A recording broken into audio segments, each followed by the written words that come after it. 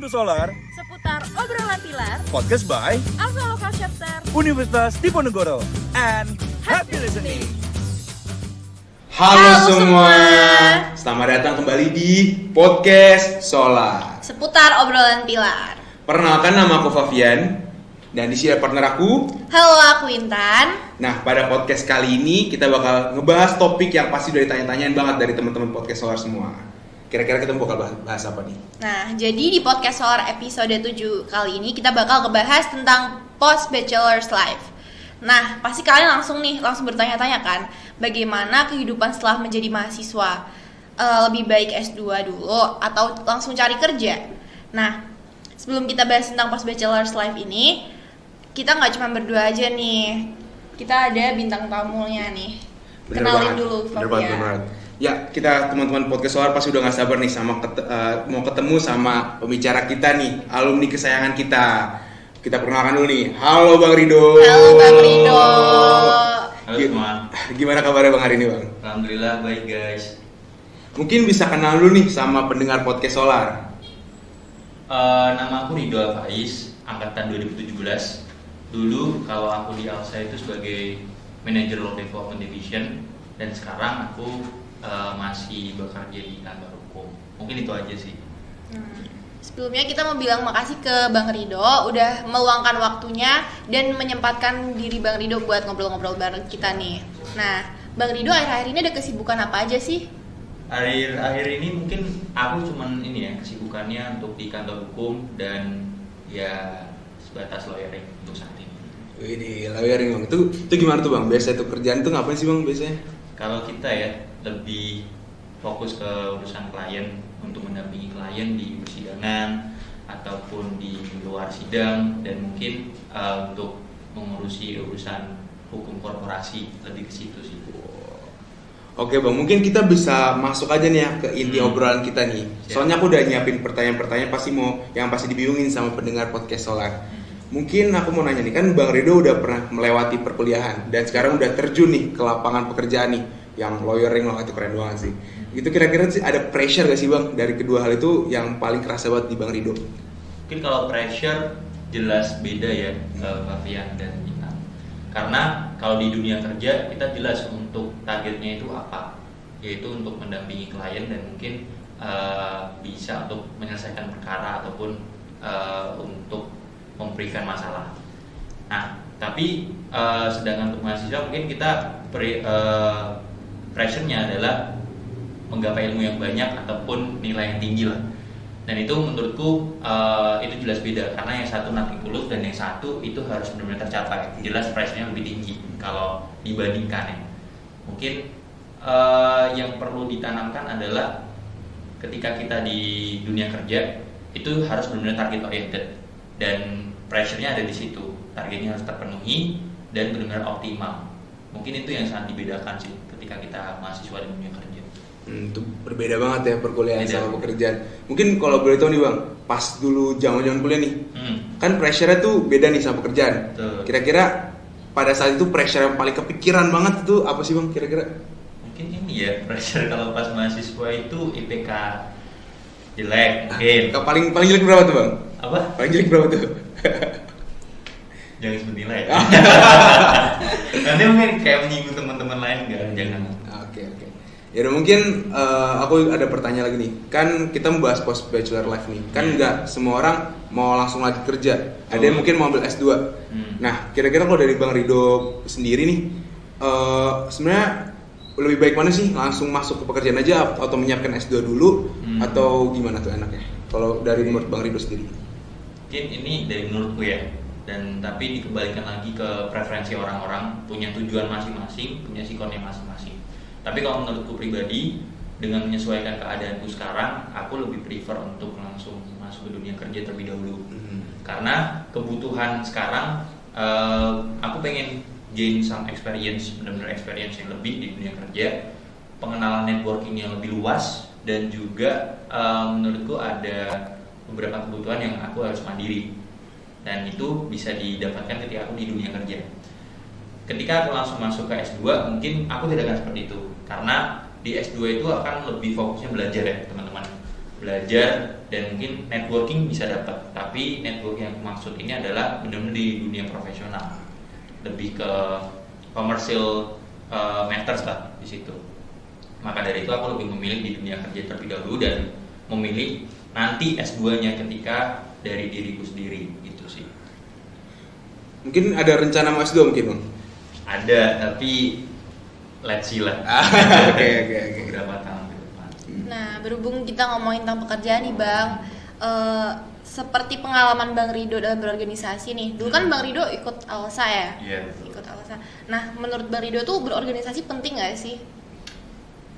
Jujur ini ya guys, organisasi itu sangat penting kalau menurut pribadi. Itu kesimpulannya. Tapi reasoningnya adalah organisasi itu adalah sarana atau platform lah untuk mendidik kita terlebih, mendidik kita beberapa nilai-nilai yang penting di kehidupan dan juga nge-training kita, membiasakan diri kita untuk bisa lebih baik dari beberapa aspek. Jadi biasanya kalau kita orang organisasi, kita akan lebih terbiasa untuk organize something ataupun some person untuk kita organize untuk bisa lebih baik dan juga lebih tertata lah pada intinya. Mungkin big picture-nya hanya itu sih kalau kita berpengalaman di organisasi, dan itu akan sangat membantu terlebih karena dunia kerja lu harus well organized dan juga benar-benar punya target yang dicapai. Oke, nah kalau boleh tahu nih Bang, Bang Rido tuh dulu ikut ALSA, itu kenapa? Kenapa milih ALSA buat jadi organisasi yang Bang Rido pilih? Mungkin dulu ya kalau aku milih ALSA terlebih karena ALSA itu sifatnya serba, toko serba ada gitu guys. Jadi benar-benar akademiknya ada, benar-benar relationnya ada, networkingnya ada, dan itu bisa kita dapat semua. Dan menurutku aku benar-benar pengen tahu lebih sih di dunia hukum nasional terlebih dan juga hukum internasional. Dan menurutku ALSA sangat mewadahi hal tersebut. Kayak mungkin NMCC, IMCC, ALSA Forum ataupun acara-acara nasional selebihnya. Maka dari itu menurutku udah sangat tepat ketika di ALSA. Jadi kayak mungkin aku sangat tipikal yang suka academic matters, tapi di satu sisi gue juga pengen main gitu. Jangan sampai cuman di akademik kaku gitu aja. Wah, keren dong berarti. Ya enggak? Setuju banget. Emang ALSA tuh serba beneran. Serba. Ada segala hal tuh bisa ditemukan di ALSA. Balance gitu ya.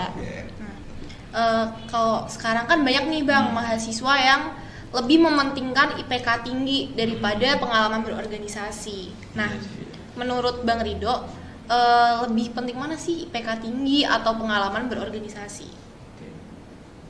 Mungkin kalau menurutku harusnya kita dapat semua sih Intan dan Fabian. Jangan sampai menjadi pilihan, tapi itu menjadi keharusan keduanya untuk kita bisa alhamdulillah dapetin gitu. Karena nggak istilahnya sangat memungkinkan kok untuk kita bisa IPK tinggi dan juga organisasi, tapi dengan konsekuensi yang di belakangnya harus kita overcome gitu.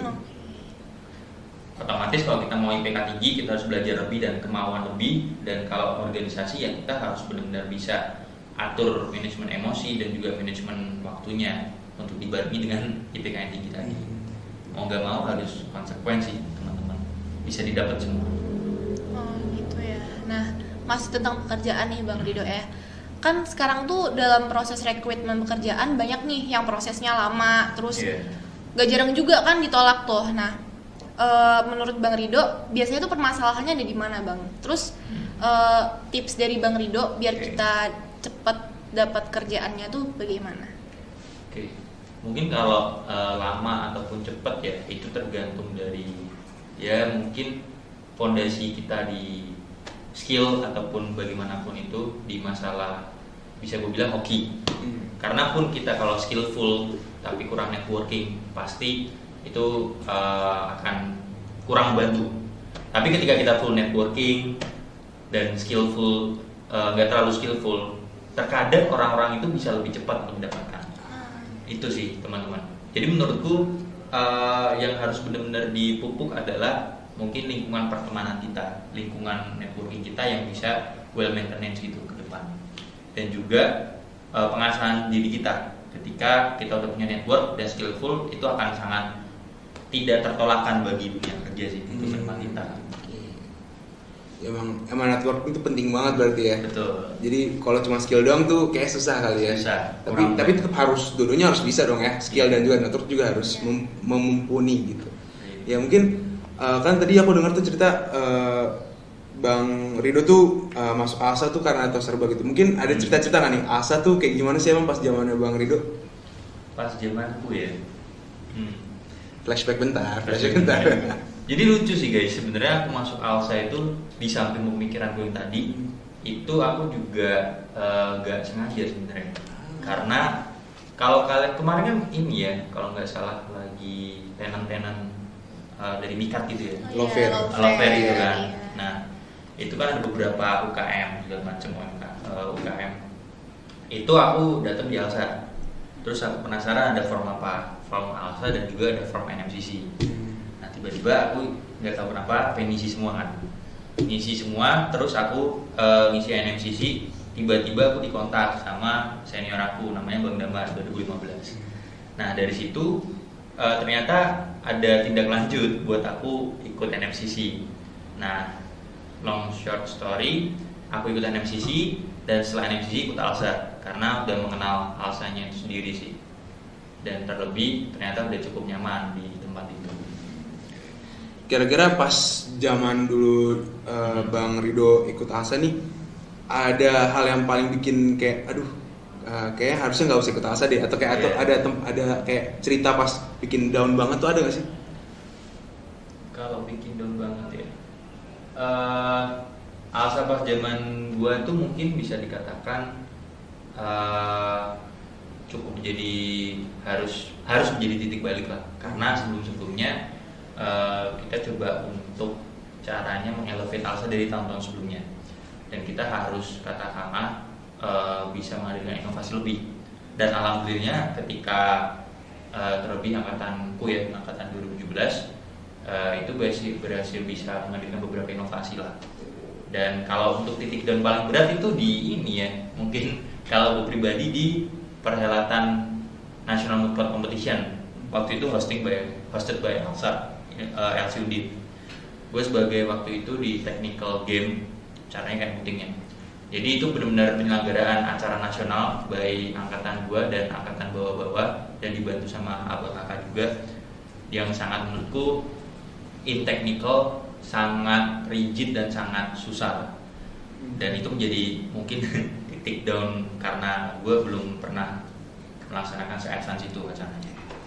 Mungkin itu sih, dan justru menjadi satu pembelajaran lebih ketika gue bisa melaksanakan acara nasional seperti itu. Yang lainnya kayak autopilot aja, ternyata gampang. Jadi emang harus terus saya coba aja, walaupun down untuk coba terus gitu ya.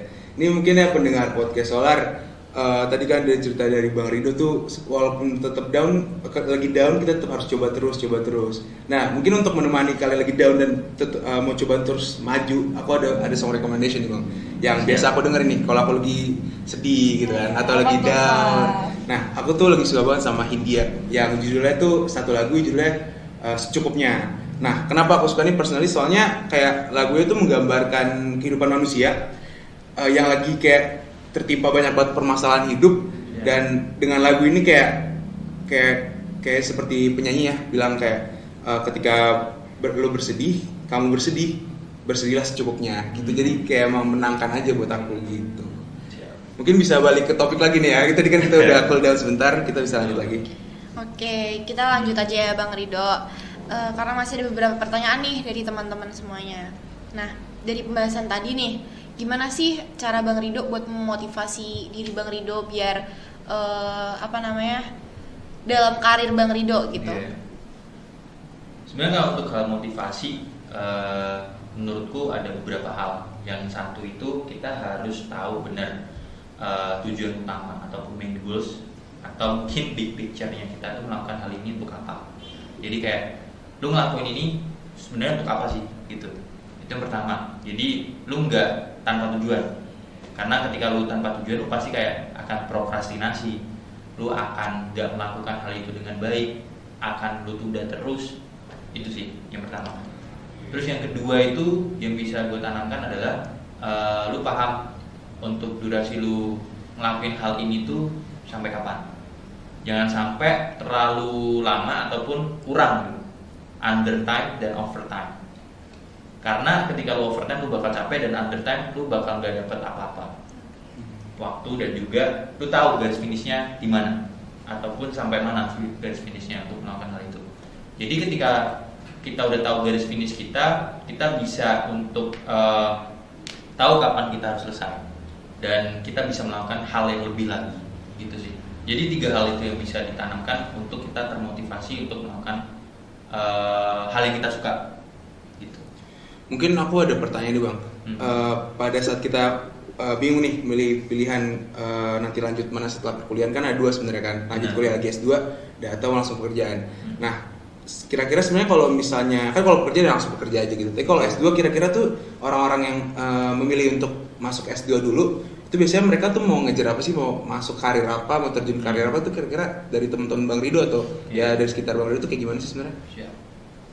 Mungkin kalau dari beberapa kolega gue, teman-teman rekan-rekan juga yang sharing satu sama lain, kalau yang aku tangkap sejauh ini, mungkin konklusi awal dari aku dan mungkin teman-teman ada yang bisa sharing juga setelah ini. Menurutku ketika orang yang mau masuk S2 itu biasanya dia bakal terfokuskan sama tujuan di bidang akademisi, kayak bidang dosen, lecturer ataupun researcher biasanya. Di situ dia bakal terfokuskan untuk ya gue mau untuk punya pengalaman riset yang lebih dan juga pengalaman mengajar, karena ini dunia yang bakal aku jalani di dunia perkuliahan ataupun dunia akademis gitu loh. Nah itu mungkin yang bisa aku tangkap dari teman-teman secerita dengan gue. Tapi nggak ada salahnya ketika kita punya kerjaan yang bukan bidang akademisi tapi tetap mau nyoba di S2. Menurutku itu hal yang sangat bisa menjadi poin plus. Karena gini guys, S2 itu sebenarnya bukan jaminan lu bakal lebih pintar, tapi menjadi jaminan untuk lu bisa punya pemikiran yang beda. Jadi cara pandang S2 itu lebih beda daripada S1, karena kita lebih tinggi untuk tujuan tesisnya segala macam, dan juga menurutku networking yang lebih dan mungkin tingkatan ilmu yang lebih. Maka daripada itu wawasannya bakal lebih plus sih, dan gak ada ruginya ketika kita non akademis tapi pengen S2. Oke, nah kalau dari Bang Rido sendiri pengen gak sih Bang lanjutin S2 gitu? Pengen banget jujur. pengen banget karena apa ya, tadi sih pengen punya wawasan lebih. Terlebih kayak teman-teman S2 yang punya backgroundnya masing-masing gitu kan, yang mungkin lebih daripada S1 gitu. Oke, nah sebelumnya kan Bang Rido dulu ikut organisasi nih, pasti ada dong struggle ya dalam manajemen waktunya Bang Rido nih. Nah gimana caranya Bang Rido memanage waktu antara organisasi dan tugas-tugas kuliah nih Bang? Sebenarnya kalau untuk manajemen waktu dan manajemen diri kita untuk ngerjain tugas ya, itu sesimpel harus ditanamkan dari kemauan sih teman-teman. Jadi antara mau atau enggak, udah tinggal itu aja sih yang ditanamkan. Ketika kita udah punya kemauan mau, itu nanti akan lancar untuk time managementnya. Entah itu bakal dikerjakan sebelum kita melakukan organisasi, melaksanakan organisasi, ataupun setelah organisasi itu sama sekali nggak ada masalah. Yang pasti harus ada maunya dulu teman-teman. Jadi emang datang dari diri sendiri ya. Apakah mau apa enggak nih untuk membagi waktu dari organisasi maupun dari kuliah itu sendiri. Itu tuh mungkin satu hal ya itu bagian, dan ada tambahan lagi yang mungkin lupa untuk gue sampaikan adalah skala prioritas.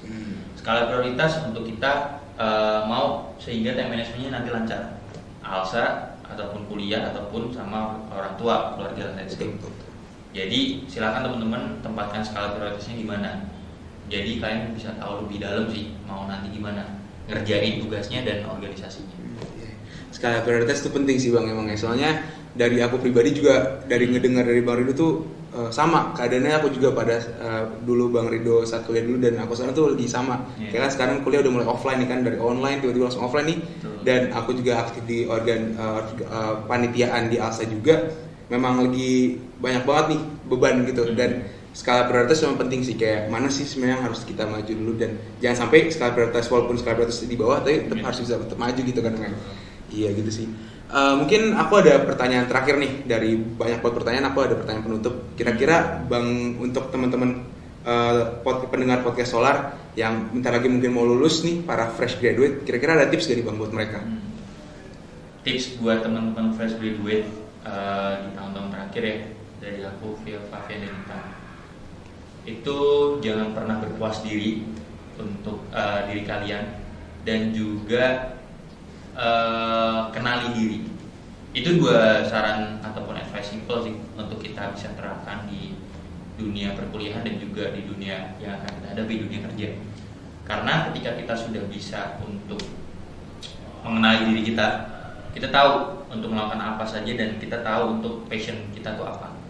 Dan juga jangan pernah berpuas diri, karena ketika kita udah mencapai suatu achievement, kita udah mencapai garis finish kita jangan sampai cuma stuck di situ, terus gain more and more gitu, lagi-lagi, karena itu yang bisa katakanlah membawa kita untuk lebih jauh, itu. Yaitu jangan pernah berpuas diri. Kenali diri kamu dulu, baru dan juga jangan pernah berpuas diri. Itu keren banget sih Bang, aku suka banget kata-katanya tadi. Tuh, gimana tuh teman-teman pendengar podcast Solar, dari cerita-cerita dari Bang Rido tuh pasti banyak banget insight baru nih. Gimana tuh kalau menurut kamu, Intan? Menurut aku sih topik kali ini bermanfaat banget sih bagi kita yang masih kuliah, apalagi teman-teman fresh graduate. Aku setuju banget sama kamu, soalnya juga dari baru nih memberikan insight baru juga, dan memberikan aku kayak ketenangan nih, walaupun lagi banyak down tuh tetap bisa, jangan pernah berpuas diri gitu, maju gitu kan. Mungkin dari tadi cerita-cerita Bang Rido nih, aku udah mengumpulkan beberapa poin dan juga kesimpulan nih dari cerita-cerita Bang Rido yang tadi. Keren banget nih pembahasannya. Mungkin teman-teman podcast Solar mau dengerin ya. Jadi dari Bang Rido tuh pertama, pressure pasti berbeda di dunia kerja dan mahasiswa. Dunia kerja sudah jelas targetnya, pasti berorientasi pada klien. Sedangkan sebagai mahasiswa, pressure-nya untuk menggapai ilmu, dan itu bener banget. Aku ngeliatnya sih emang kayak gitu, karena emang kalau mahasiswa ya hanya untuk menempa ilmu sebenarnya gitu kan. Dan lalu kedua, fresh graduate yang memilih untuk langsung bekerja, benefitnya bisa menambah networking dan membuat lebih mandiri. Sedangkan kalau masuk S2 lebih wajib fokus ke belajar. Jadi di sini maksudnya ketika masuk ke fresh graduate langsung bekerja akan mendapatkan benefit networking, karena networking itu jujur sangat penting kan Bang ya. Dan kalau memang S2 memang itu lagi-lagi untuk menempa ilmu lagi gitu, dan harus fokus belajar gitu. Dan ketiga, organisasi itu penting karena bisa mendidik dan membiasakan diri kita menjadi lebih baik di beberapa aspek seperti menjadi lebih organized. 4. IPK tinggi dan pengalaman berorganisasi harus didapatkan bersamaan karena sama pentingnya dan pastinya harus bisa menghadapi banyak konsekuensi dan time management yang baik. 5. Untuk menghadapi dunia pekerjaan kita harus mempunyai network dan juga skill set baik, itu hard skill maupun soft skill. Itu penting banget teman-teman, jangan pernah lupa. Networking penting, itu network dan juga skill yang mumpuni. 6. Cara motivasi diri yang utama adalah kita harus tahu main goals kita itu apa. Dan kita harus tahu mengetahui mengapa kita melakukan sesuatu. Jadi kita harus tahu nih dasar kita melakukan itu apa, main goalsnya itu apa, finishnya itu apa. Jadi jangan kayak panggilan gitu kan. Iya, benar banget. 7. Manajemen waktu dapat dilakukan dengan kemauan dan mengatur skala prioritas. Skala prioritas itu penting teman-teman. Jangan sampai kamu nggak tahu skala prioritas kamu tuh apa. Jadi itu penting, harus dibuat juga. Dan terakhir, tips untuk teman-teman para fresh graduate yang ada di sana, para pendengar podcast Solar, yaitu jangan pernah berpuas diri dan juga kenali diri kamu sendiri. Gitu. Keren banget, makasih Favian atas kesimpulannya.